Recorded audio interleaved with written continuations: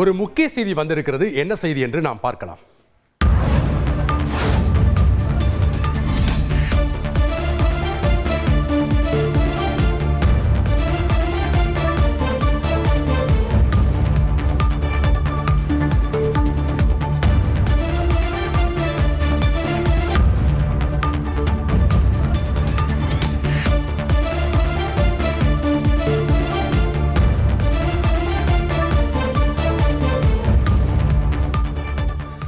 உச்சநீதிமன்ற தீர்ப்பை தொடர்ந்து 10 மசோதாக்களும் சட்டமானதாக தமிழ்நாடு அரசிதழில் வெளியிடப்பட்டிருக்கிறது.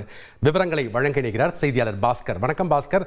தமிழக அரசிதழில் வெளியிடக்கூடிய அம்சங்களுடைய முழு விவரங்கள் என்ன? துணைவேந்தர்களை நியமிக்கக்கூடிய அதிகாரம் தமிழக அரசுக்கு என்பது தொடர்பான சட்ட திருத்த மசோதா பேரவையில் நிறைவேற்றப்பட்டு இரண்டாவது முறையாக ஆளுநர் ஒப்புதலுக்கு அனுப்பப்பட்டது. அதற்கு ஆளுநர் ஒப்புதல் அளிக்காமல் குடியரசுத் தலைவருக்கு அந்த மசோதாக்களை அனுப்பி வைத்திருந்தார். இந்த நிலையில உச்சநீதிமன்றத்தில் தொடுக்கப்பட்ட வழக்கின் அடிப்படையில உச்சநீதிமன்றம் தீர்ப்பு வழங்கியது.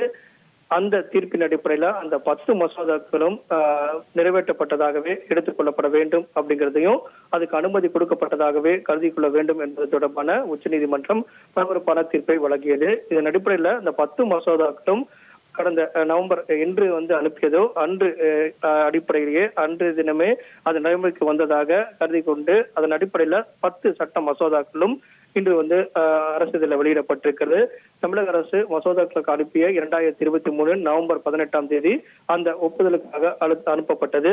அதன் அடிப்படையிலேயே அன்று முதலே அந்த மசோதா என்பது நடைமுறைக்கு வருவதாக அதன் அடிப்படையாக கொண்டுதான் அரசிதழில் வெளியிடப்பட்டிருக்கிறது. உச்சநீதிமன்றத்தினுடைய தீர்ப்பின் எதிரொலியாக துணைவேந்தர்களை நியமிக்கக்கூடிய அதிகாரம் தமிழக அரசுக்கு என்பது தொடர்பான சட்ட திருத்த மசோதா தான் இரண்டாவது முறையாக பேரவையில் நிறைவேற்றப்பட்டு ஆளுநர் ஒப்புதலுக்கு அனுப்பப்பட்டது குறிப்பிடத்தக்கது. நன்றி பாஸ்கர், உங்களுடைய தகவல்களுக்கு.